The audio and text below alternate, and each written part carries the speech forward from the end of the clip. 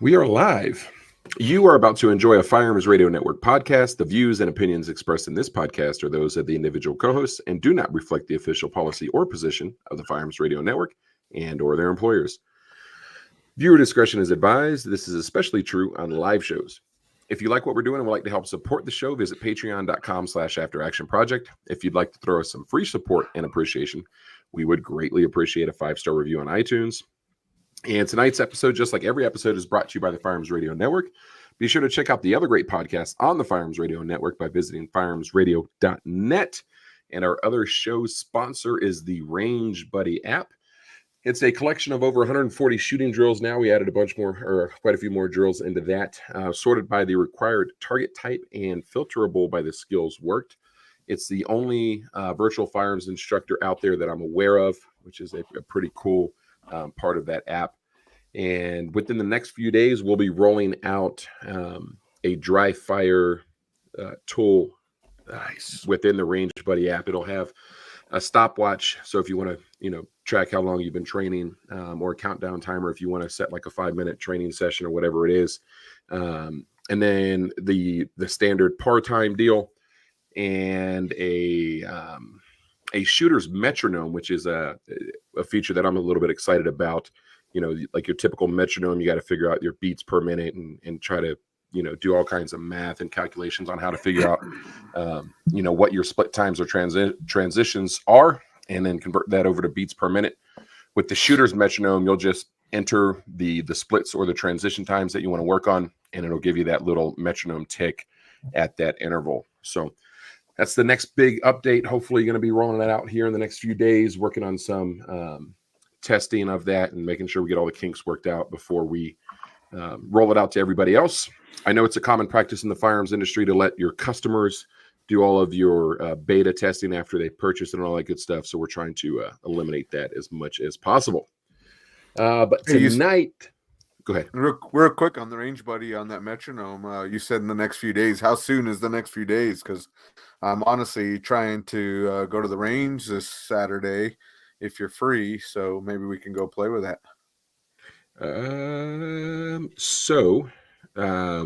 I would be surprised if it was not live Thursday. I'm hoping to get it published and rolled out Wednesday. So that'll give me a buffer into Thursday. So Wednesday or Thursday is kind of what I'm expecting, if not sooner. We might finish working on it tonight, depending on how late I stay up doing this deal. But yeah, it'll be fun. Let's get into what everybody's here for. The episode 86. Tonight we are joined by Keith Tyler of TFI Academy, and we'll be discussing his shooter athlete program with one of his longtime students who has taken, I think, just about every course that Keith offers, Grace. So before we get into that, Keith, talk to us a little bit about your background in the firearms training industry and a little bit about TFI Academy. Well, thanks for bringing me on tonight, Jeremy. TFI Academy started as basically I was a GM on the West Coast. I've been shooting at that time. I started shooting USPSA in 92 when I was in college. About 06, I made my first Grandmaster, and people were like, hey, why are you not teaching? You already teach law enforcement. And I had a background in teaching, been to a lot of instructor development classes, understood, methods, techniques, and all that stuff. So I started TFI in about 2006, and it's continued on. On the West Coast, it was Tyler Firearms Instruction, but that got a little long to say. And when we moved to Tennessee, we rebranded to TFI Academy. But I 24 years law enforcement, was a firearms instructor there for 20 years, wrote a good share of the curriculum for probably 10 or 12 years, and was a lead rifle instructor there for a lot of years. People were surprised, you actually shoot rifle? I actually shoot rifle better than I shoot a pistol. I just don't do it very often because it's expensive. Then we moved out here to Tennessee because we had to flee the communist state of Washington and went to the free state of Tennessee and built our own training facility here, and now we train. The shooter athlete program, which we're going to talk about tonight, I offer 2 paths. One day classes, and then a 7-month-long shooter development program. During that program, you come out once a month. We train 5-6 hours, or until you're all praying for the bad man to go away, because I've got them so beat up. They leave on that Saturday. By usually Wednesday, I have dry fire homework for them, maybe some video reviews. They have access to, good Lord grace, I'm up to like 50 something drills on video and written form. Yeah, they have access to all those on my Google documents, so they can refer to that for their homework and live fire practice. And that's kind of what we do out here. I want to talk about that. Well, obviously, that's what we're here to talk about, that program. Before I ask a couple questions about that, Grace, why don't you introduce yourself to our listeners and talk a little bit about your background in the firearms industry? Yeah, I'm Grace, and I started training with Keith June 2021, around then, 2022. 2022. And it was, I decided to start shooting USPSA because I was frankly bored. I was supposed to be a high school or a college athlete and had some medical stuff happen. And so I had a bunch of competitive energy, and my dad was like, there's guns and stuff you can compete with. So I started doing that. Was absolutely terrible, but kind of enjoyed it. And somehow I found Keith's website. Actually, it was my dad that found your website, actually, and sent it to me. And so I just signed up for a class and somehow fell in love with the sport even more. And then I've been training with him ever since. And he's done a ton of work with me and has taken me from zero to where I am now. So it's been a fun year and a half, and I'm excited to keep training with him. What was the college sport? It was supposed to be crew rowing. Awesome. Yeah. Are there any, do you notice any similarities between that sport and the competitive shooting aspect of what you do? Maybe not physically, but definitely from a mental standpoint. With rowing, it's a lot about each stroke. You need to have each stroke be good, and you can't let a bad stroke affect the rest of them. And that kind of, I realize, relates to shooting a ton, because I had a bad habit, and I still fall into it sometimes, of letting one bad shot or one bad stage affect the whole rest of my day. And I would let that happen with rowing too. So I kind of saw that similarity and have been trying to work on that a ton. But that's kind of the biggest thing I noticed. Hey, Grace, I want to take a little bit more detail to that, because you were into rowing, right? And you had this plan to do this big thing with rowing, and that kind of fell, right? Because of some physical things. And Dad said, hey, I have an idea. Why don't you go shooting and shoot competition? You didn't say, huh? Or was there some background there in the family? Tell us There's a little bit. We just kind of shot recreationally as a family when I was a kid, but I had no clue what I was doing. But it was just always there. And my dad saw that I was trying to look for something. And the issue is with a ton of, I guess, your normal sports, in a sense, unless you've been in them since you were a kid, you kind of can't make your way in it or be really successful in it unless you're in the game from a really early standpoint. And shooting is one of those sports where you can kind of pick it up at any time.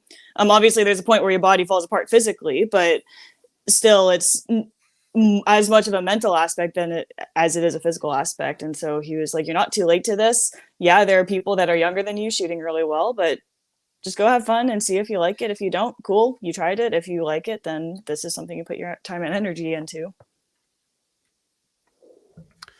Keith, I want to kick that back over to you. When we're talking about the mental aspect of shooting, how prevalent is that kind of thought process with shooters, where they just can't get out of their own head, right? They throw a shot, or they have a bad run on a stage and they just can't overcome that. Well, pretty common, especially for a newer shooter, right? Or somebody who's just so driven to do well, and they're so hypercritical, forgetting that it's my job to beat them up about bad things. It's not their job. And just to get them, like Grace and I were practicing this weekend for her class, and we really started getting her thinking, Brian Enos, stay in the presence. Stop analyzing while you're shooting. Stop thinking about what just happened. We at the end of the drill to do that. But while you're shooting, stay present now, right now, and just receive information from the gun and shoot. The sights will tell you how fast you can go. Don't outrun your headlights. That's what we normally do. Is we start to push, we outrun our headlights, and we're seeing. The sights are behind where we're seeing, right? We're putting rounds, we're off the paper, we're doing stupid stuff. We're just mentally we're already down at the stage, having a cigarette or chewing some bubble gum, but we need to stay present in the stage and what we're actually doing. And that's huge. That's everybody, because they want to do well. Everybody wants to push. They want to go fast. That's part of the sport. The old speed and accuracy thing, right? What so when we're looking at this program, it's a 7-month long commitment. Can you talk to us a little bit about how you land at the 7-month mark and kind of the thought process and your perspective on building out this really intensive program? The very first year we did this, Frank DeCastro, who actually now lives in Franklin, Tennessee, but at the time he lived in Oregon, and he was a student to my one-day classes, been through the program, my one-day classes several times. He's like, hey, you ever thought about doing something like this? And he pitched it, and he's a sales guy. I know what he wanted. He wanted a training program for himself. But he pitches it to me as a 9-month program, and we did it for 9 months the first year. And I told him, I said, no one's going to pay for that type of money. It's going to cost. The commitment for time, money, ammo, nobody's going to do it. He said, I'll sell it. You just do it. We cut it off at 16 shooters that first year. I had 2 sessions on a Sunday. I'd have a morning session and an afternoon session. And we sold it out usually 4 months, 5 months in advance every year before being advertised. So we stayed very busy back there doing this. And the first year was 9 months. It was too much. You just mentally, emotionally, physically, and we generally try to end it in August. And then if they schedule the nationals at a reasonable time, not June, but at the end of the summer, beginning of fall, it ramped up. So most of the time our sectional was about mid-season of the academy program. So we can cycle training to mid-season, readjust, cycle training to August, hit nationals in September. So the 7-month mentally, physically, financially was a real good number. I've tried 6 months. I did not like it because the way I kind of do it is month 1, 2, and 3, do a lot of foundational work, getting the fundamentals really solid. Then month 4, a little bit of foundational stuff. We start working into how do we apply all this stuff to stage planning. And then the last 3 months are all stage planning. Not having that middle swing month, that 4th month, I didn't like it as setting up programming. I really liked having that month as a catch. If we miss something, if there's something that's like, man, maybe I've been reading because I'm always trying to become a better instructor. Maybe I learned something new that I thought was really valuable. So we'll have a block of instruction in that 4th month. So that's how we got there. And anything more than that, it was just tough because of the commitment. I mean, it's 7 months that you're committing to this program, and most people take it 2 years in a row. The first year they'll tell you their words, drinking from the fire hose.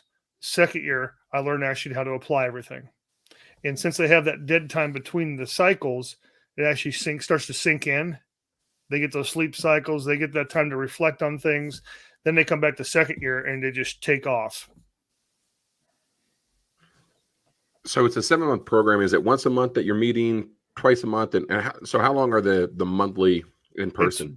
Once a month in-person training at my range. You get then I give you homework. When we go to matches, we try to squad together. And at local matches, that's just practice for me. So I'm not worried about my performance. So I do a lot of coaching during the match. If there's interest and I have time, like if I'm not traveling for SIG, then I'll videotape their performance and use a telestrator voiceover app to evaluate the performance, and then I email it to them.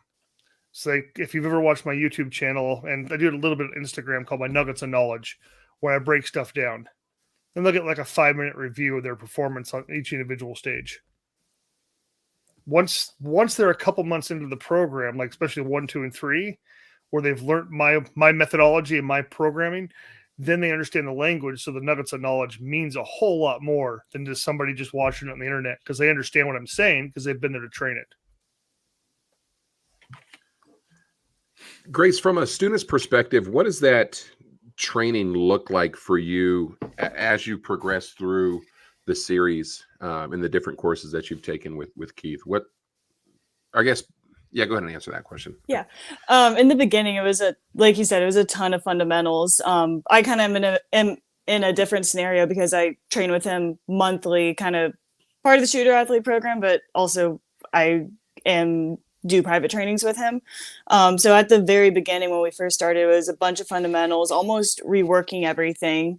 And then I guess over the past year-ish, give or take, maybe a little bit less, closer to 7 months, it was a lot of me figuring out, okay, how can I apply what he's taught me? How do I do this on my own? And then the video review helped a ton because then again, I learned his language. So the homework he would give me or the things he would say in my videos review, I would understand what exactly he was telling me and how to fix that in my personal training. And then the last few months, we've just kind of started almost in a sense going back to fundamentals, but refining them and making them faster and helping me get to that next level. So there's always some sort of cycle, kind of like with weightlifting and progressive overload. You're just progressing to the next step. That's kind of like what we're doing here. And I like the way he approaches it because he doesn't just tell you, okay, go do this. He is very methodical in his approach. And if you want to know the why and the how, he gives you the why and the how. And that's something I struggled with when I was a kid doing other sports. Everyone was just like, just do it. I'm like, okay, cool. How the heck do I do this? And I think that's really helpful that he tells you how to do it and why you're doing something so you understand the purpose behind it. And I think if you know the purpose, you're that much more motivated to do it. What class are you in now, Grace? So right now I'm just doing his private trainings with him. Oh, sorry. Let me clarify. USPSA class. Oh, B class. I think when we started, I was a legit D class when I started with Keith. Yeah, it was a little rough. It's hard watching those old videos from a year and a half ago. Have you found yourself now? Are you close to A, or have you found yourself like kind of stuck in the B class? Or we're close. What's your thought process on it? I'm at about 70%. I'm kind of wiggling around 70%. It goes up and down between like 69 and 71. I'm where I should be right now. I think making A class would be really cool. And I would love to be able to do that. But I know a huge part for me is making sure I'm not just shooting the classifiers and practicing those over and over. I'm using the other techniques and movement skills, the entries, the exits, the fundamentals, the mechanics. I think it's important that I'm good at that stuff as well. And I'm hoping that by focusing on that, that'll just naturally get me to A class. That's kind of how I got to B class. The minute I stopped focusing on shooting well on classifiers and just applying the techniques Keith taught me, I didn't even have to try on classifiers. It just happened. And like I said, I think the letter's really cool, but I'm trying to not put my time and energy into achieving the letter, but get better overall as a shooter and understand that if I get better as a shooter, that letter's going to come naturally. Yeah, most of our training out here is all process-based, not outcome-based, because the process is pure and good. The outcome's there. Yeah. Too many people get so wrapped around the axle. I got to win. Those guys aren't fun to shoot with. They just aren't. Yeah, or I got to make this letter. Who cares about the letter? Learn how to shoot well. The letter will be there. I know for me personally, when I quit caring about classifiers and stopped trying to shoot them different than the match, the first GM came, and then the second GM came, and I'm close to a third. I'm 53, and my eyes are going bad. So it's just sucks. So now you're working on the optics, right? What's that? Now you're working on optics. Yeah, I'm shooting optics. I'm a GM and carry optics and open. Open was my first one. I'm really close in PCC, but that whole game has just changed. So much more speed.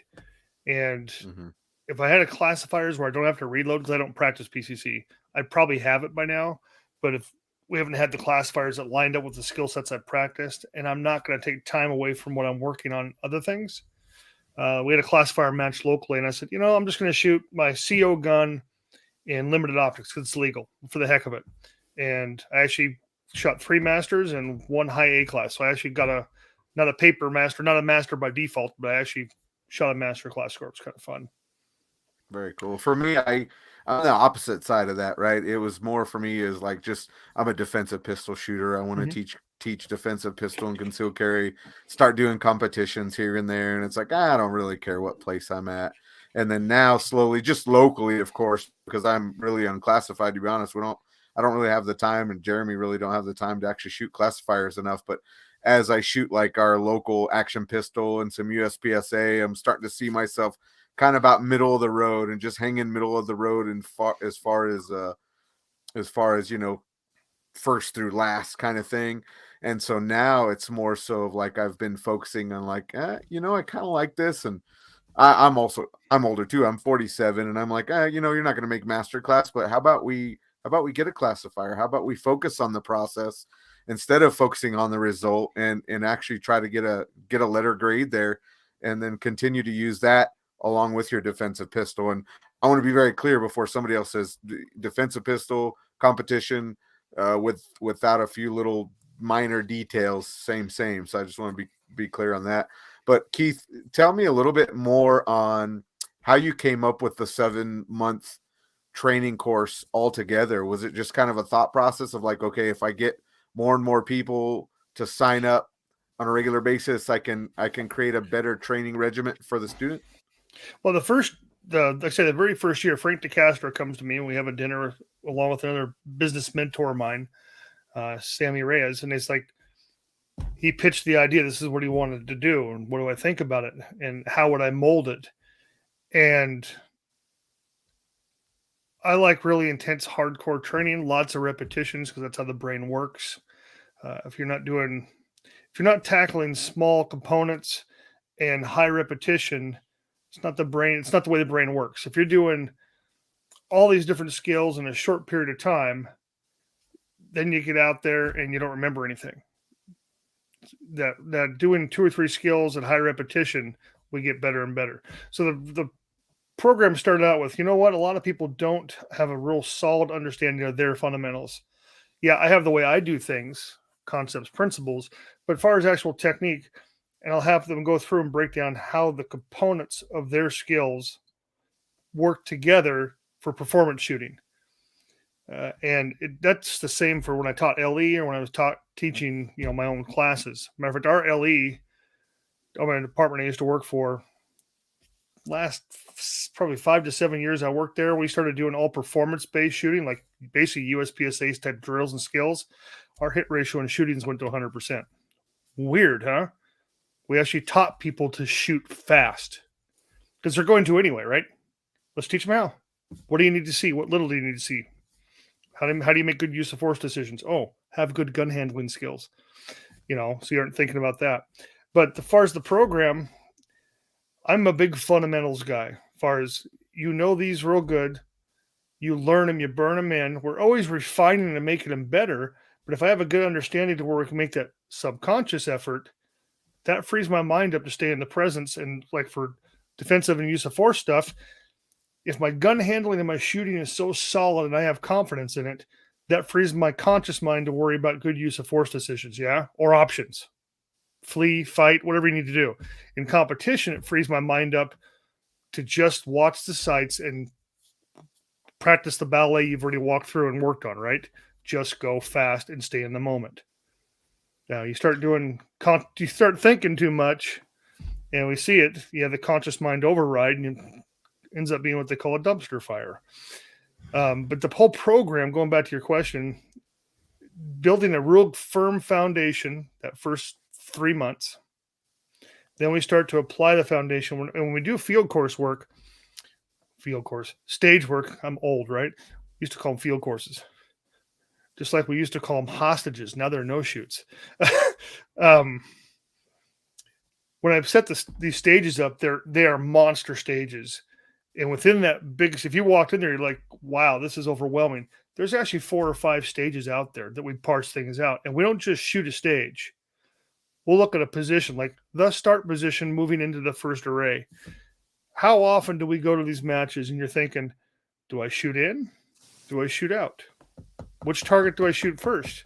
Do I want to take the wide open, easy one to settle on as I snap to the popper and back out in the other one? We'll shoot it 4 or 5 different ways just to get data so people start building some brain power on how to dissect stages quickly. Because when you go to some of these bigger matches, let's say you go to shoot Kentucky State, 10 stages, 1 day in the heat.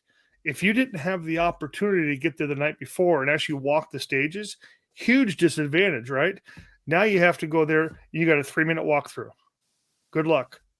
But if you have a good bank of knowledge to know these type of things are help me shoot well, you can make a good stage plan. And I know when we had Mikos Memphis in the program, he'd just be walking away going, that's not the way I thought I would shoot that. Quite often I'd go, what do you think's the fastest? And I'm like, well, let's find out. And we'd walk away going, yeah, that was not the fastest. And it was very educational. Oh, I'm not hearing you, Jeremy. Muted. There it is. Maybe this is I should act like I've done this a few times. I remember my first time. Yeah. Keep it up. It'll be my last. I want to talk about or dig into something that you mentioned. And that's kind of, the less that you have to think about, the more that frees you up to really focus on the stuff that you should be thinking about and worrying about. And specifically as it relates to, recently there's this big discussion again. It's the new 9 versus 45 debate, and it's the jailbait splits, and can you outshoot your mental processing power? What are your thoughts on that? Is it, you mentioned that when you started training LE to shoot fast, their hit percentages went up. Were you concerned with them shooting too fast? If you teach them to shoot their sights, and I'm big into your brain knows what the sights are supposed to look like. Quit overthinking that. I'm really big into concentrating on trigger press, having a really good trigger press, which is different than a lot of other guys out there. And when you see my match performance, I tend to shoot more alphas than most people, if not everybody in the top, 80 at nationals. And the short answer, we've had this discussion. I also work for a company called Building Shooters, and we actually have a laser shot timer in basic terms called a neuro that we can log visual processing and how quick it takes you to make a decision to press the trigger.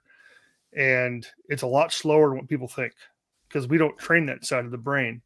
Most of our training in the defensive sports and competition is all off of an audible start signal or an audible sound telling us to do something. And when the buzzer goes off, we know what we're going to do. Well, like this neuro, I can tell you, okay, Jeremy, today the red laser means draw your pistol. As you're drawing your pistol, wait for more stimulus to decide what you need to do. And today, 2 lasers means you drop the low ready because they don't need to be shot, but you need to have a gun out. And if it's one green dot, then you need to apply lethal force within the margin of accuracy. Now, if it's you, I don't know you yet, but you're going to have a 3-inch circle. If I got Andy, I'm going to give him a 6x11 box because I like Andy, right? But you can vary the marksmanship aspect. And you actually start building structure, actually physical brain structure in your brain to process information faster. A lot of the stuff we do in USPSA and guys who dry fire a lot, and I'm not bad-mouthing it, but we need to look at it. We get real good at draw, present, 2 rounds, right? We practice that in dry fire. We practice that in live fire. We do that to death. So that circuit in the brain, that actual physical structure gets used a lot. It starts to myelinize. We all like that little term. It actually starts to specialize to where it can't actually receive input from other things that are happening. Like the person just dropped the gun. That's why we see shootings where officer draws, you clearly see the use of force change, and they still dump 2 to 3 rounds because they have practiced so many times. They hit play on that circuit. Nothing can interrupt that circuit. You start training visual cues, such as like what I was just telling you there. You draw, you see 1 green dot, you will apply force until the stimulus is gone. So every drill, you have to decide to shoot. You have to make a physical effort to, stimulus is there, I'll shoot. And you have to de-escalate based on what you're seeing. So you're not just building a push, play, and go circuit. And when we do that basic training with like demos when we're out working with building shooters, it's amazing. I wish I had videos of it. You can see how often we just push play and play a routine. Now, getting back to the too fast splits. if all your shots are good, you're probably okay, right? But when someone's pulling down, let's say, because most LE with LE guns and stuff, pulling down below 18 splits is not likely. There may be guys who could do it when they're warmed up, but out of the holster, unknown stimulus, you're shocked, maybe. Force Science has all taught us that can you actually visually process each round and assess if each round is necessary at 18 splits? No. Your visual processing is slower. 25 splits? Yeah. And you can read your sights pretty damn well with 25 splits. If you look at a lot of the body cam videos, and I still study violence because I teach that side of the house also. And I kind of break shootings down into two real big groups. Yes, I understand I'm generalizing. You have the one that draws, it almost sounds like panic fire. They dump the whole mag, haven't hit anything. So the gunfight's still going because there's nothing effective hit. They reload maybe if they can figure out where the hole is, and they continue on. The other side of the house, the officer draws a little slower. He comes up and you hear pop, pop, pop, and it's done. I know which one I wanted to be. Because as the longer this goes, the better chance I have of getting hit. You pull out, you get your sights, you press the trigger till the threat's gone, then you stop. So if you look at legally, and you got guys that are, let's take a 2-second build drill, for example. 1 second draw and the rest of it's split times, right? If someone's drawing and they go 18 split, and then the threat's no longer really a shootable threat. Through science, we can justify shots 3 and 4, right? For visual processing. Can we justify 5 and 6? I don't know. It depends what their fight looks like. But it sure as heck doesn't look as good in court where they're going through your body cam and over and over and over and over, stuff like that. Yeah. So I don't know. I'm going to be wishy-washy. Can you split too fast? If you hit all your shots where you're supposed to and it was a lethal threat that was justified to shoot, you're good to go, right? It's only going to be questioned when either it goes bad, you're not hitting anything, or you shoot somebody who dropped the gun and you go 5 rounds deep on them. That's probably not good either. No, that makes sense. And that's you brought up an interesting point that really doesn't get included in that argument. And it's like, hey, with duty gear, you're probably not shooting 0.18, right? Yeah. It's not a competition gun.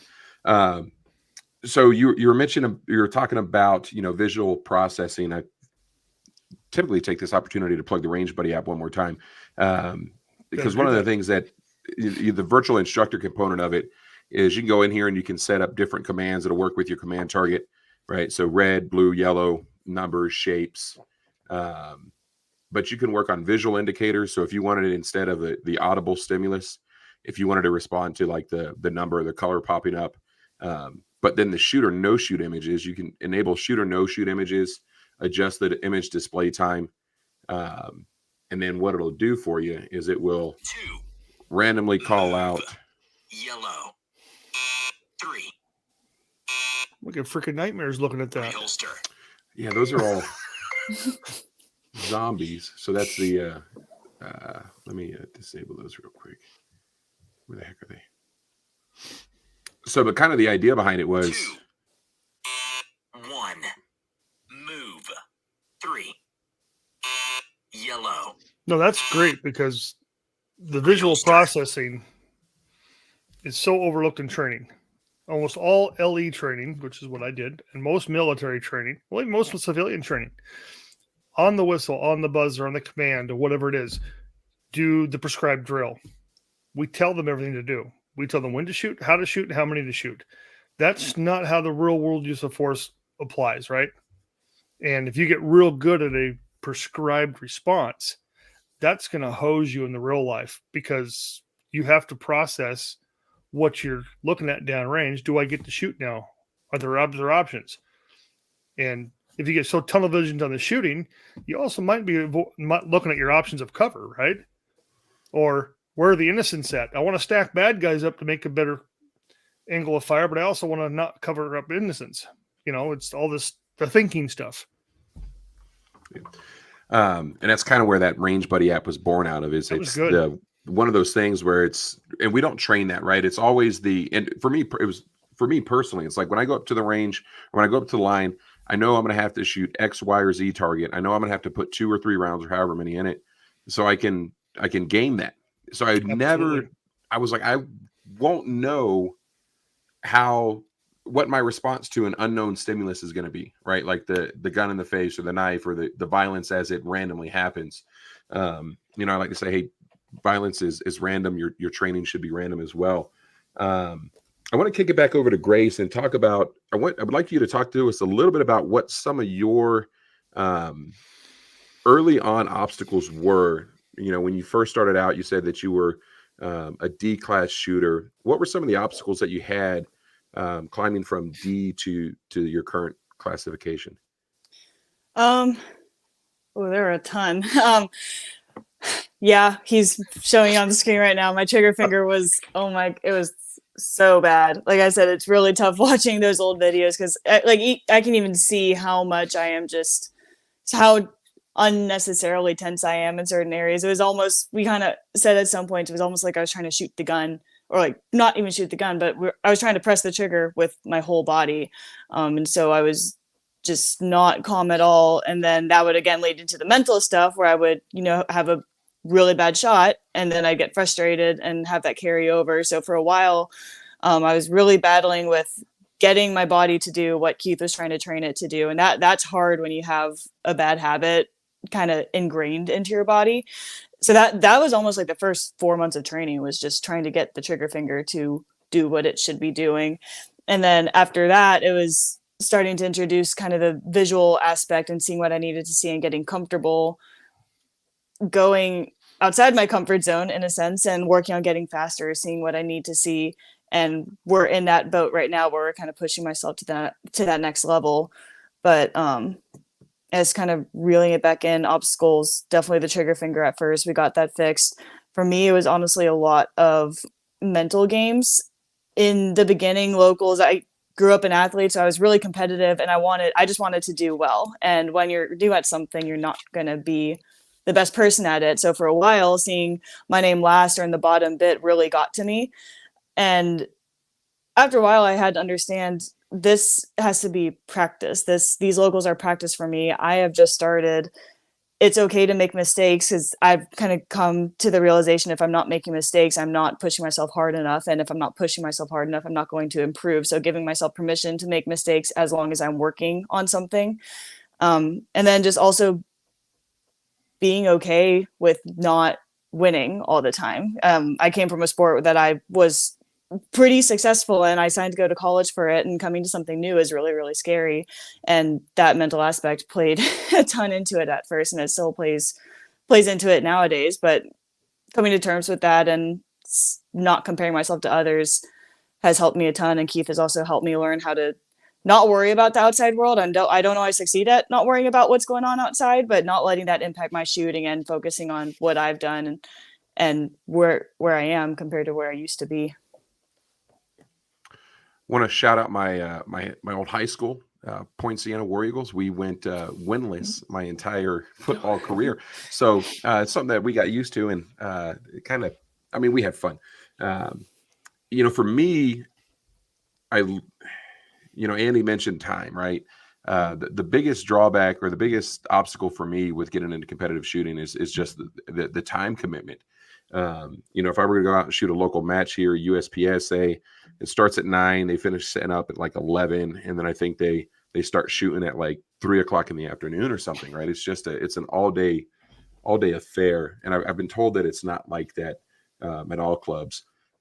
We keep talking about classifications, and we've had a couple performance-based course reviews on the After Action Project and a couple USPSA specific courses.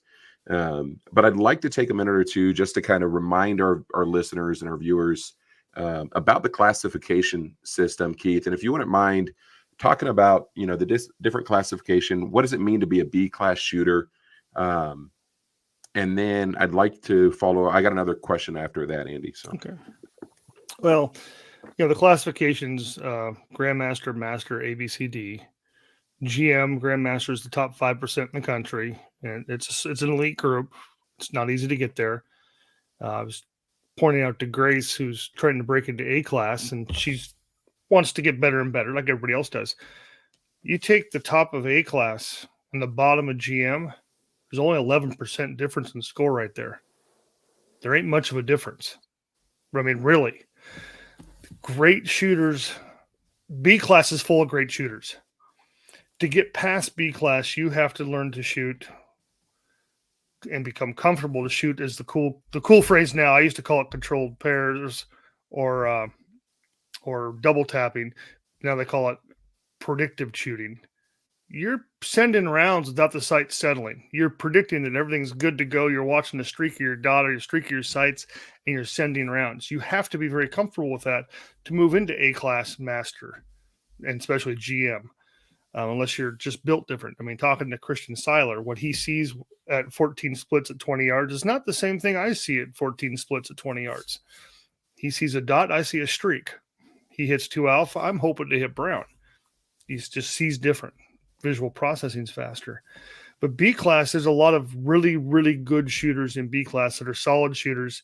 There was a study done, and they couldn't tell me, they wouldn't give it to me for realsies because it was a military study on the amount of time it takes to get to B class. That's at that level of shooting and proficiency. The amount of time, money, effort spent to make master, they said it wasn't worth it. In the study, you were better off going to work on your medical skills, your driving skills, your defensive tactics skills. You were better to broaden out and work on something else. And having trained a lot of shooters and been there myself, they're not wrong. B class still has really solid shooters. Are they as fast? Also, when you make the master GM thing, part of what gets you there is you're playing a game, and you learn how to play the game. And you learn how to do the tactical movement for the game. You learn how to memorize stages and make good, solid stage plans to exploit your strengths and minimize your weaknesses, right? It's a game. And a lot of the B class shooters just aren't willing to put that kind of time into it. And I don't blame them. You have a life. You have wife, kids, families, other things going on. I don't. I have a very understanding wife of 25 years, and we're broke because all I do is shoot. And she understands. Our first date was on the range, so she understands. And there's great shooters in B class. Now to move to A class, again, you got to free the mind up to be comfortable. That's what we're working on Grace right now. What little do I need to see to be comfortable to make that shot? Example, we were shooting half of an accelerator, just taking out the reload, just shoot the first 3 targets, 7, 15, 25. And I said, I had Grace shoot it like 3 times with no input. Just shoot it. And we looked at her splits at 7, 15, 25. Then we did a little training, a little coaching, a little mental game stuff. And by the time we got done, the 7-yard dropped about a tenth because it was already fast. The 15 dropped like almost 0.3 of a second. And the 25, she was shooting the same damn pace she was at the 15. All alpha. I'm like, okay, now you know you can do that. Continue to do that. You know, what'd that feel like? What did you see? How attach an emotional response to that in your brain because you'll remember it better. It'll imprint better for automatic recall later. And that's the stuff you have to do in A class and spend that time going and really splitting the hairs of little tiny techniques. If you're a B class USPSA shooter, you are a good shooter.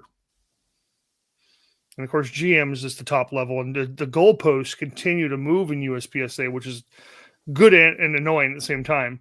Example, when I made GM in 2006, the classifier that put me over the top was El Presidente. I shot it in 4.7 seconds down 3 Charlie, and it was like 110% at the time. My son shot the same score 2-3 years ago, and we're thinking, yes, he's finally going to make GM because he made master at 14 and he got stuck there. And it was a 92% score. That's how far the goalposts have moved over the years. Because there's classes now, there's videos, there's people. Used to be we had shooters playing the game. Now we have athletes picking up the gun and playing the game. It's a different ball game.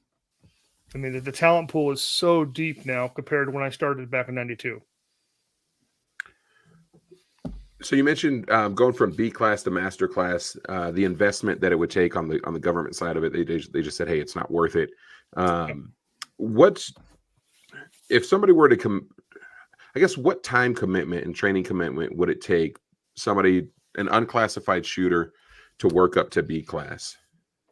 Kind of depends on aptitude, right? If someone has a lot of aptitude, skill comes relatively easy. If you don't have a lot of aptitude, skill is a lot of work. So, good instruction. I think people who don't bounce around to a bunch of different methodologies of instructors will progress quicker, hopefully, because you don't have all these different competing inputs. And there's a number of people I tell them, they're like, hey, I'd like to get better. I say, hey, great, stop taking classes. Practice and learn what you're learning. Actually master it, or at least get good grasp on it, then take another class. And I'm going to back up here. To move up, it takes time and energy, effort. I'm not a huge one of these people that says, okay, you need to dry fire for 2 hours a day. Get the gun in your hand to dry fire intensely 25 minutes, maybe a half hour tops, twice a day. Because if you are gripping the gun at your shooting grip and stance, and the way you do it when you're shooting, you're going to get tendonitis and burn yourself out if you're doing this 2 hours a day. You're going to be physically, you will hurt yourself. Because I'm not a big fan of, well, I'm not working on trigger presses right now. I'm just doing reloads. So I'm not going to get my normal grip. If you're reloading the gun, we're doing it for a purpose to go back to target, right? Even if we're doing defensive training, I'm still reloading, reassessing, and I'm either going to low ready or I'm punching back out. I'm going back. So you need to go back to that solid grip, because that's usually what we screw up, is we don't go back to a good grip. And you can get some big training scars that will really hurt your shooting. And I've done them, not dry firing with full intensity. That's my opinion. So twice a day, 20 minutes to a half hour. Grace is not listening to this because I give her more homework than that. And the right instruction is a big thing to program a slow progression. Too many people try to just jump in and go fast, right? And then they get frustrated because they can't hit anything and they're not performing well and they quit. And I'm really happy Grace didn't do that when she first started. She was in that boat. She missed so many steals, she quit the stage. She doesn't do that now. Now she's cleaning plate racks at 25 yards with one hand. And to get from unclassified to say master, it takes a commitment of learning your craft. And a lot of guys, back in the day when the classifiers were all stand and shoots, when Steve Anderson's first book came out, that was easier to do. Now that classifiers are incorporating more movement, you're going to have a bigger bit of skills to move up in the classification system. And because they're shot the living daylights out of them, the 100% is so high now, it's just tough to move up. So it's a combination of learning your craft. If someone's got some skills and they're athletic, they can do it master. They can do it in a year. They could. I've seen it. One of our local guys, Charlie Fisher, just made GM. He's lightning quick. He played D1 goalie for lacrosse. So his eye-hand coordination's off the charts, right? So, yeah, he's a big guy, but he moves real well for a big guy. But his eye-hand coordination is something I don't have because, let's face it, in lacrosse, that ball's small and it's coming fast. So, and he puts the time in. He works hard at what he's doing, and he's had good mentors. I've worked with him. Garen Singleton is top 6 in the country right now for carry optics. He's been a top 10 guy for the last 4 or 5 years in nationals in several divisions. He's a freak. But he's had some good coaches, and he puts his time in. And he did it probably a year and a half, I think. I've had a number of students have come to me. They classify C class. In 2 years, I get them to master. Very nice. I always look at USPSA as like you cut a lemon in half, and if you squeeze it into a cup, right? You start squeezing it, you get the majority of the juice. That's where the majority of the people are. And the more you have to squeeze and the more you have to refine to get that little last bit of juice out of there, there's your GMs and your masterclass people. So for me, I'm kind of at the beginning of just squeezing the juice. But I have a question for you, Keith. Maybe you can explain to me, because I'm not very, as I mentioned, I'm not big USPSA guy. I love to compete when I have time. So you mentioned earlier about the classifiers. Most of them are stand and shoot. Now they're starting to get move and shoot. I've always wondered this question. You do all of these stages where you're moving and shooting and all these things, and then you go to a classifier and you stand and shoot. I've always wondered, like, why aren't the classifiers just like stages? Well, part of it is they need to be repeated, easily set up across the country at different clubs. Some clubs don't have equipment or distance to set up like 25-yard targets, and they need to be somewhat easy so they're set up the same challenge for everybody across the country. Because we've had a number of them caused a whole scandal where one club was not setting them up properly, and they were ringing out some GM factory. I mean, everybody's making GM at that club. They had good shooters. I'm not debating that, but the classifiers weren't set up properly, and it eliminated some of the movement. It was some of the movement classifiers. Well, if I can eliminate 4 steps, that's going to decrease my time, right? That's going to help me have a better score. So, the old school, well, plus back in the day when I started, they were mainly stand and shoots. But what they required for shooting skill, tons of hard cover, lots of strong hand, weak hand classifiers. We produced really good shooters. Then the game started to progress more and more into movement and got away from the self-defense fundamentals background where we started with the sport, and it moved into an actual sport now. Now it's a sport. When I started 31 years ago, it was definitely leaning more towards it was more like what IDPA is, to be honest. But it had a different scoring system. I actually like IDPA for the scoring system because marksmanship accuracy is so damn important.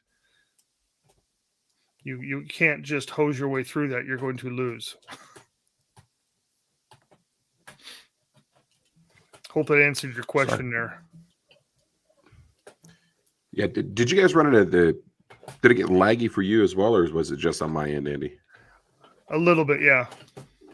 Yeah, I was watching you lag. I was sitting here holding to wait to see if you were gonna ask a question or not, because I was like, I don't know if he's about to fall out or not. So go ahead. Yeah, it was weird. No, I was gonna. I think I interrupted it and said, "Hey," because on my end it looked like everybody was affected. So cool. Glad it was just me, and whatever the heck is going on over here in Albuquerque, New Mexico, with my internet connection. I want to get it back over to Grace. Grace, what are your practice regimens look like between training sessions? What kind of homework are you getting? He usually gives me a good amount of dry fire. It's about 4 days. For me, it takes about 30-ish minutes, give or take, depending on how distracted I am. But when I don't have external things going on, it's about 25 to 30 minutes. That's about, when I'm able to get to all of it, I can get all 4 days, 5 days in sometimes. I'm also a grad student and I work like 3 different jobs. So like you said, it does take commitment, but he's been really good about understanding what I need to work on and making sure the dry fire accomplishes that. And also making sure that it's not taking an hour and I'm getting exhausted, not working what I need to be working and building bad habits. It's quick. It's to the point. It works on what we worked on in our training session, and I'll do that for about a month, and then we'll kind of revamp it based off of our next training session. In addition to that, I do a lot of local matches, and he will, when I can get the video over to him and our devices decide to work together, he'll be able to give me some video review. And I find that's really what helped me a ton, was seeing my videos and then seeing, oh, I would have never noticed that step was off here. And now I can be aware of that for my next match, or, oh, I should have reloaded here instead of here. And that makes a bunch more sense. So the video review helped a ton. Live fire wise, all of his dry fire drills can be done live as well. So whenever I can get to the range, I will do those live, and that'll take maybe closer to about 45 minutes if I do it that way. But it's really versatile, but it's also very structured at the same time. Hey, Grace, I want to put you in the instructor seat for a second. Yeah. If I asked you, as I've mentioned more than once, I'm a new USPSA shooter, right? I have the fundamentals, basic fundamentals down. Give me a dry fire drill that you think is hugely beneficial for somebody that they could start the process.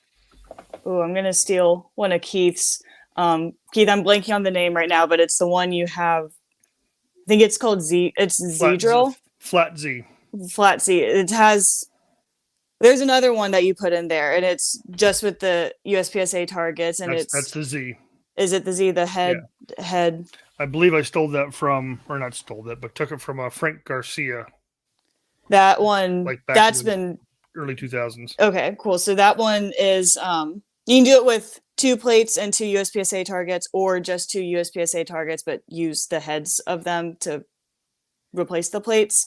And it's a little bit of throttle control, transitions, when to put the gas pedal on, when to put the brakes on, seeing what you need to see. He'll throw a reload in there every now and then. You can do strong hand, weak hand, both hands. But it's a drill, and you're starting on. You change which target you start on, but you start on plate, go to the next plate, 2 on the target, 2 on the target. Then you can reload and repeat. You can change the order and start on the target, plate, plate. You can go plate, target, plate. So you're changing when you're going fast, when you have to control yourself a little bit more. You can adjust it and do strong hand, weak hand, freestyle. And that's a drill that I've had in almost every single dry fire since I was a D class. We've just changed how we've approached the drill. And so that's something I've used with some of my students a little bit. And it works really well because it can just progress with you. And that's just a drill I love that drill so much. The vast majority of my drills that I give students, you don't repeat the same string of fire 2 times in a row. No. It changes every time, so you don't get just burned into doing one thing really special.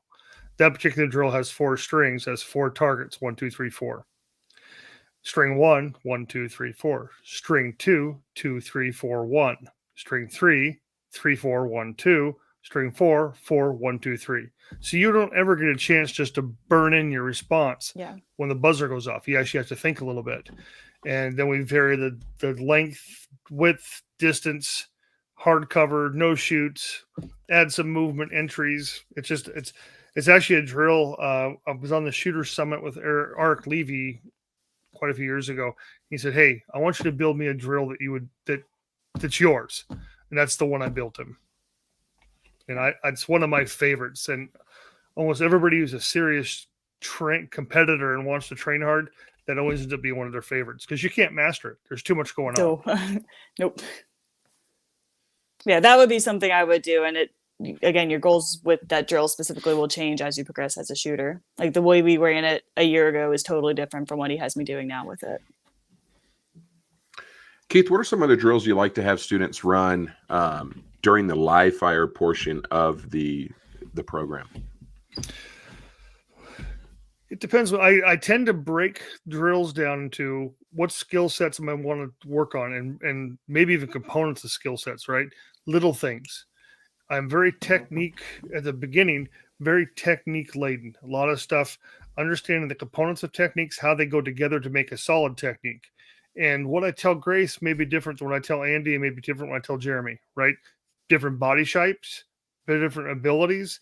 I coached Grace considerably different than I do my other female shooter, Sophia, because they're built different, considerably different, and they have different attributes.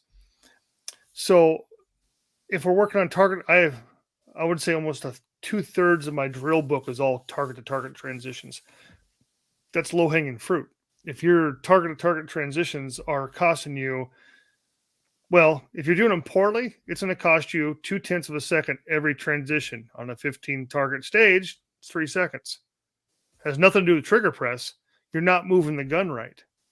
You're not moving your eyes before the gun. You're moving them like a turret, so you're always swinging past. You're not using good technique.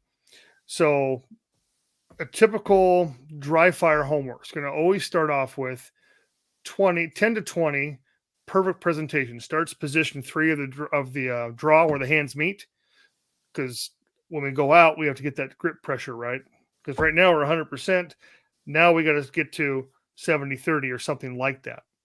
So homework will be do about 20 of those two-handed, 10 to 20 strong hand only, 10 to 20 weak hand only. Or right or left if you don't have strong and weak hands, because people get upset about that. Then we move into like do some basic reloads, just static reloads, not moving. Do some basic, like 10 of them, 10 basic draws standing still. That's your warm up. Now we go train. Now I'll say, okay, for example, draws wrist below shoulder or wrist below belt. I want you to do 20. The first 5, no time. I want them clean. But while you're drawing, you're moving right. Then you're going to move left. You don't do any static draws after that. Then we start doing forward, moving backwards. Reloads, moving forward, moving backwards, moving side, left, moving right. You stop doing anything static. This is one of my biggest complaints of everybody who posts all their stuff on Instagram, all their dry fire, especially the defensive guys. Move. If you're not moving in the fight, if you have the opportunity to move in a gunfight, I've done literally thousands of force-on-force scenarios training in law enforcement. The guy who moves is hard to hit, and they usually dictate the gunfight because now I have to react to what they're doing. So competition, most of the time we start toes on marks, heels on marks. You rarely get to shoot from that position. You've got to move. So incorporate that into your dry fire and your live fire where you're always moving into and out of position. And we're not talking about shooting on the move. That's another set of skills. But a lot of people can drop their scores and be more efficient, even in the defensive stuff, by proper footwork and balance, how you move the hips into positions to help you move more smoothly. I mean, I'm a big guy, don't have a lot of athletic ability, but I move really smooth, and that's where I make up my time. So that's a big one for dry fire. When you're doing, like, you might have you move into position and do what I call a V drill. So the targets are kind of set up like a V.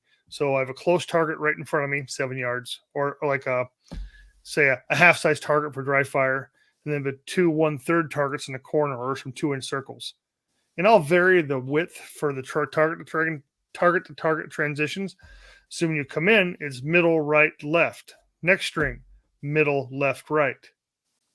And those work good for dry fire and live fire. Then you flip that shape, make it a wedge. So the 2 close targets I put real wide close, so the transitions are really big. And then I have your long targets. A lot of times I use a 2-inch circle. So you got to come up and really off the draw and get calm, then speed up. And then again, that'll be middle, right, left, middle, left, right. Then you start adding shooting into position and shooting out of position. You start I call it adding layers of the onions, right? This is our raw technique static. What can we add to it? And we keep adding more and more to it. And you start adding no shoots to things. When I'm teaching LE stuff, when we're doing target-to-target transitions, I'll start putting non-threats between them. They can't flatline transition now, right? They have to bounce over or come underneath. I'm not a fan of the come underneath. The bounce over is such a short movement, and it's faster, and it keeps your gun up so you have muzzle accountability. I like that one. So we do that type of stuff when I'm teaching LE.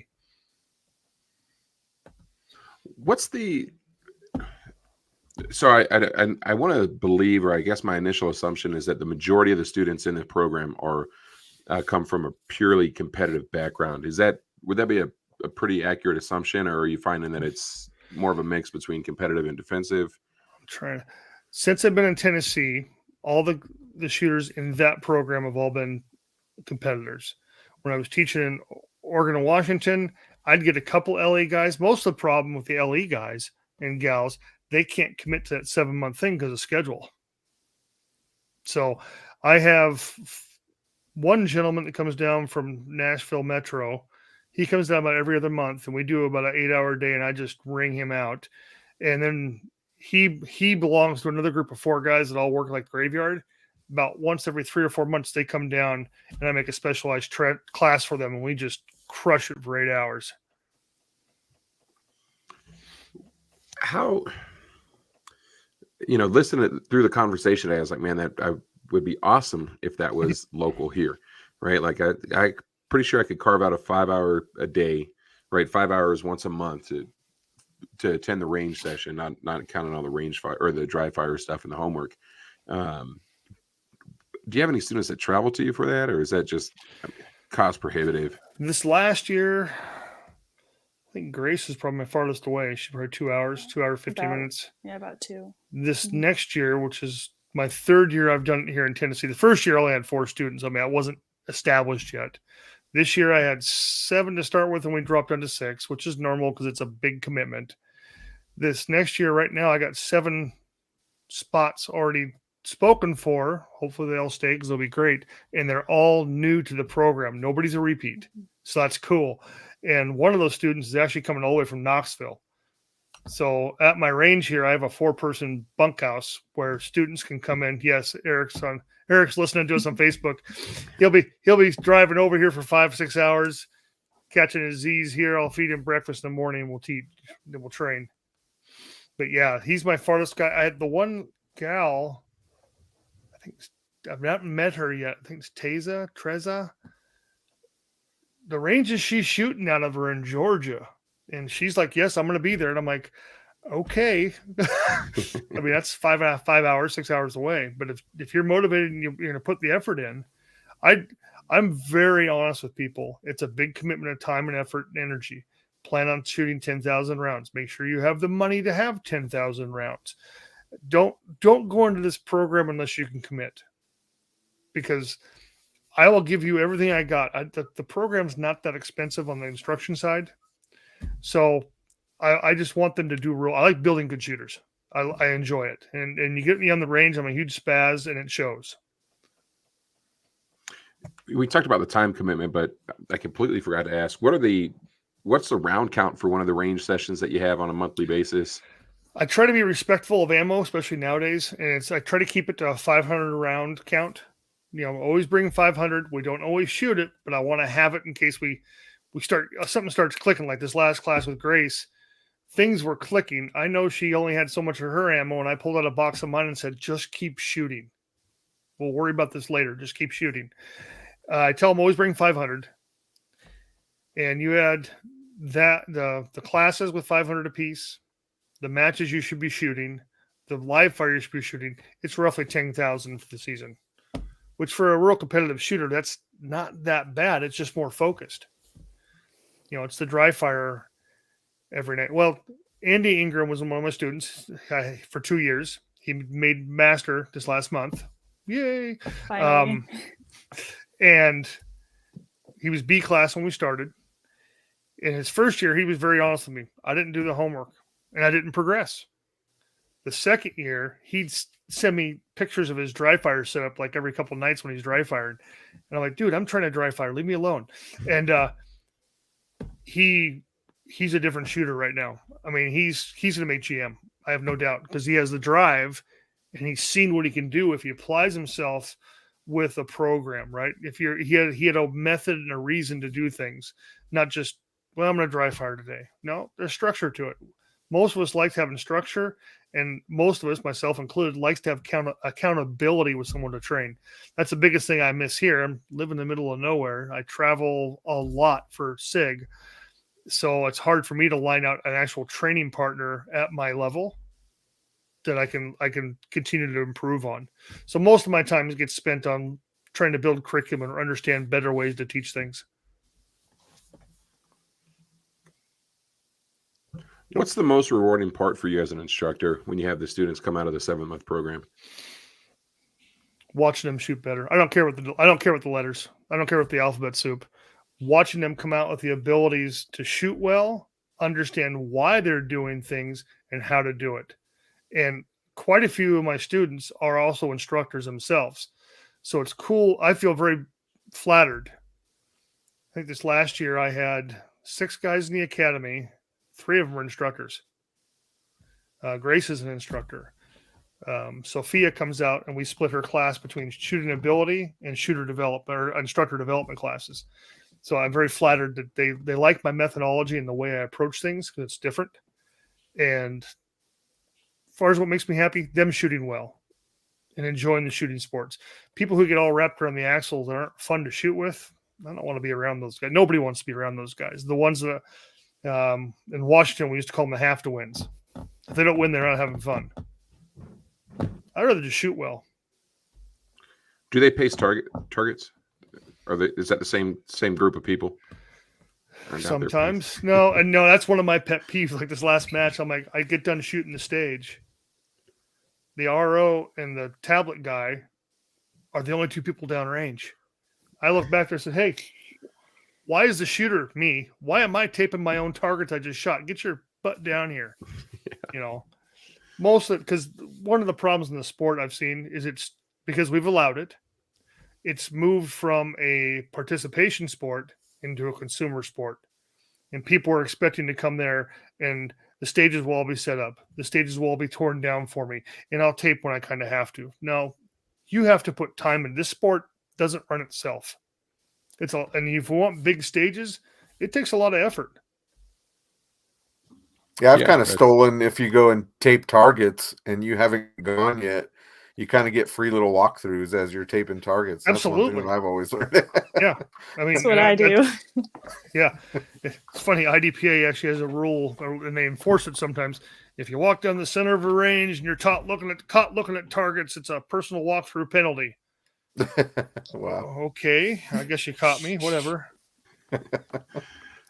IDPA that's where they get a lot of crap, right? Because it's I don't want to say they have silly rules, but they have some rules that are. They do have silly rules. Okay, cool. I didn't want to insult the sport that I'm not actively participating in. You learn IDPA 3 seconds at a time because that's what the penalties are.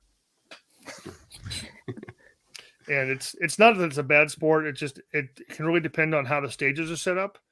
And in their actual rule book, my big complaint is the RO is not supposed to, quote, help the shooter.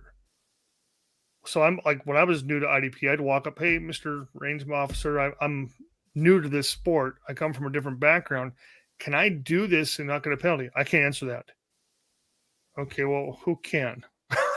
Yeah. I mean, toward USPSA, the RO's job is to offer fair and equitable competition and assist the shooter to do well. I can help you without coaching you. Especially if it's a new shooter. I actually was in a match, Oregon State one year, Oregon Open, and one of the ROs, I'm going to give you a coaching penalty from the gallery. I'm like, go ahead. Because it was a brand new shooter who didn't know what they were doing. I'll give you, because it was during the course of fire, but go ahead, give me the penalty, and I'll call the range master over, and they'll take the penalty away, and we'll be happy. Oftentimes I'll when I'm shooting, and of course it's one of those probably newbie shooter things, and you get to the end and they're like, if you're finished, then you're like, oh, okay, I missed something. Yeah, I've never done that. I think I did it like 4 shooters in a row. Our last match had our first stage of the match. It's a classifier match. So you had 4 small stages and then 1 50-round field course. People don't normally shoot 50-round field courses, and about halfway through, their brain's full, and they start doing really interesting things. And I first 4 shooters. I'm like, if you're done, if you're finished, if you're really, and of course by that time there's too much time passed, so they unload to show clear. But our first 4 or 5 shooters all blew by at least 1 target. Yeah. Ouch. I do that pretty often. I mean, I that's my challenge of I think you have 2 different shooters in competition when you start. The very, very goal proficient base, like I got to get all alphas. And then you have the guy that wants to go really, really fast, guy or gal. And then it's trying to learn how to meld that, right, to be able to kind of get a balance of both. And that's where I'm at, because I was always like, I want all alphas, but it takes me 45 minutes to get the stage done. And it's like trying to force myself to let the wheels fall off and actually try to gain that processing speed has always been my challenge. But Keith, where can we find you? And Grace, after he's done, where can we find you? You mentioned you're an instructor. TFI Academy is in Enville, Tennessee. We're in the middle of nowhere, 2 hours south of Nashville, 2 hours north of Memphis. Out in the beautiful 38 acres. Like I said, if people are coming from out of the area, we have the bunkhouse where we can house up to 4 people for a little extra fee. We house you and we feed you 3 home cooked meals. It's a pretty good deal. The food is really good. My wife is a good cook. You're gonna get steaks one night. You're definitely getting an Italian dinner for my wife one night. And since we're in Tennessee, there might be some bourbon after dinner. Just saying. Yeah, but. My schedule's up on the calendar on my website, TFIacademy.net. And I have the schedule through July right now. I'm waiting to see what I want to do after that. And that's where we're at. And I also travel. If people want to host a class, they're interested in hosting and the range, we can come to terms on the capability. It's a little bit more money, obviously, because I'm traveling, but my classes are very reasonably priced. And like we're talking off air, I only do 8-person classes. I want everybody gets me one-on-one in your back pocket, every drill at least twice, because that's what you're paying for. You're not paying to have me walk the line with 25 students. I love that. Hey, Grace, real quick. One thing I want to mention about Tennessee, because I got to go to Chattanooga to see one of my good friends, Tim Knight, a while back. Shout out to him because he still watches us. He's over in Chattanooga, Signal Butte, I think's the name of where he lives. But anyway, he took me to a restaurant, and I never realized that banana pudding is actually like so much better in Tennessee than it is anywhere else in the world. I don't know. You want to know something really sad? I used to love banana pudding, and then I think it was like 6th grade. Somehow I developed an allergy, so I can't have bananas I'm allergic to bananas apparently, so I can't have banana pudding anymore. But it's sad because I knew what it tasted like before my body decided to suddenly not like bananas. Oh, so now you crave it probably, and you can't have it. It's so sad, yeah. I kind of like, part of me really wants to. I've read where there's an allergy thing where you can go see an allergist and get it reintroduced to your body in like a controlled setting. Part of me really wants to do that just because I really miss banana a little bit. Way to go, Andy. Really way to sad. ruin the mood, man. Right, I know. I just really just blew that away right now. All right, Grace, where can we find you if we want to be a student of yours? Yeah, I'm actually, because grad school is really busy, I'm probably going to take a break from instructing for a little bit, and maybe try to go private just so I can have a little bit more control over my schedule and have it work with my grad school. I'm also a teaching assistant, so a lot of my time is being put into TAing and studying right now. But you can find me on Instagram at 2alphagrace, and I'll be posting updates there about what I'll be doing instructor-wise. I'm working on getting kind of a YouTube channel started and a blog set up and everything, and trying to communicate with a couple ranges to see if I can possibly rent out space and maybe instruct there just so I can have the schedule work with my chaotic grad school schedule. But I'm kind of in the middle of things. But you can find me there, 2alphagrace, and I'll be posting updates and try to let you guys know what's going on with my life and when I'll have all that figured out. Before we end the episode, Keith or Grace, is there anything this is such a lazy question. I mention it every time I ask it, but I want to make sure that we give the course its full due respect. Is there anything that we should have talked about that we haven't covered?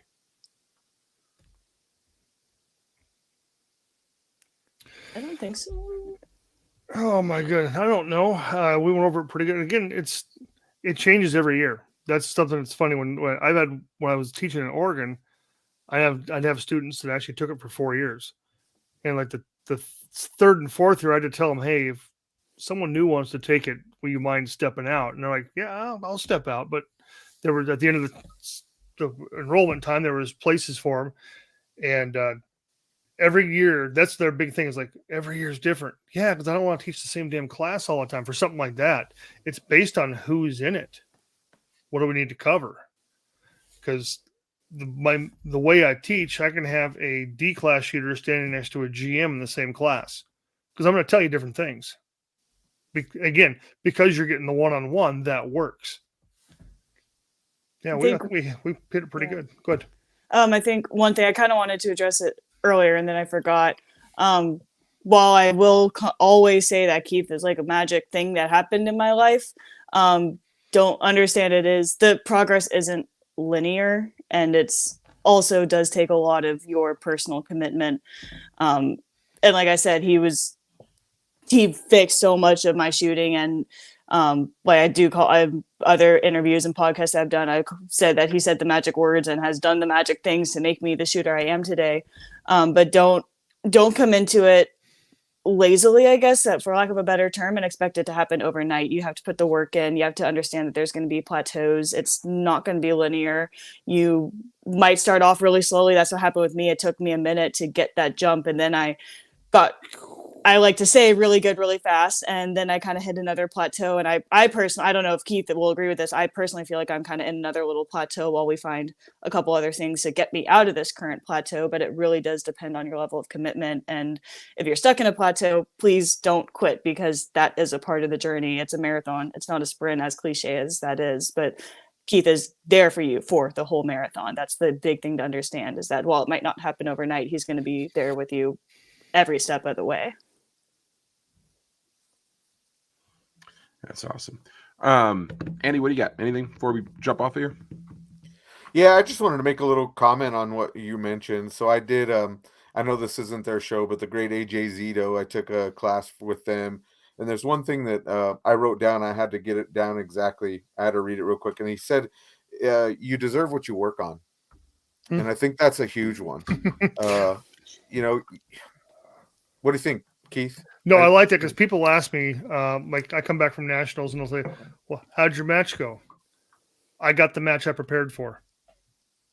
And I say that all the time. People are like, what? I said, if I got good prep, I expect to shoot well at nationals.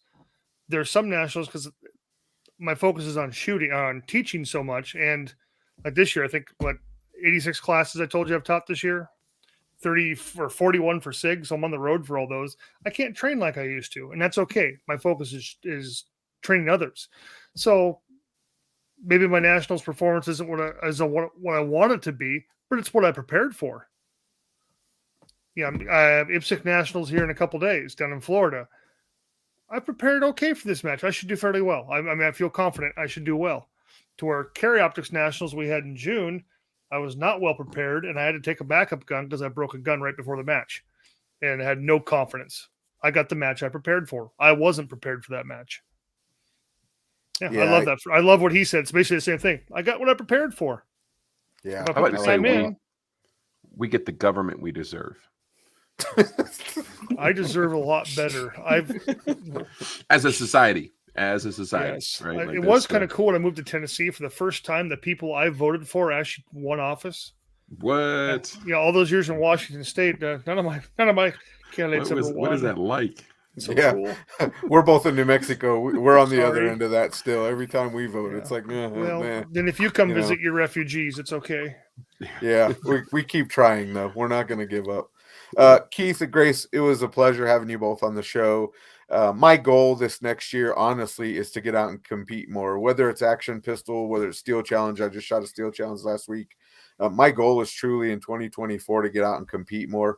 I just have to talk to Jeremy about quit scheduling me on competition days or something like I don't know. But anyway, you have Tim Herron not that far from you, right? Yeah, that's a great resource, man. Andy is Tim's Grace. He is.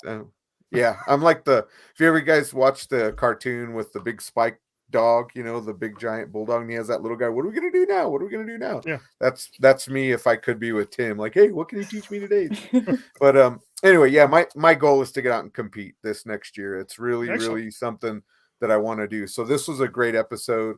I appreciate both of your time and insight, and I think we've learned a lot from the show. So thank you so much. You're welcome. Anytime. Yes, thank you guys. It was a pleasure having you on. I know every time we get up ready to wrap this thing up, I'm like, oh man, we're already an hour and a half into this deal. So we appreciate everybody sticking around and listening and watching with us tonight. Remember, it's your life, it's your safety and protection, it's your responsibility. We'll see y'all next week.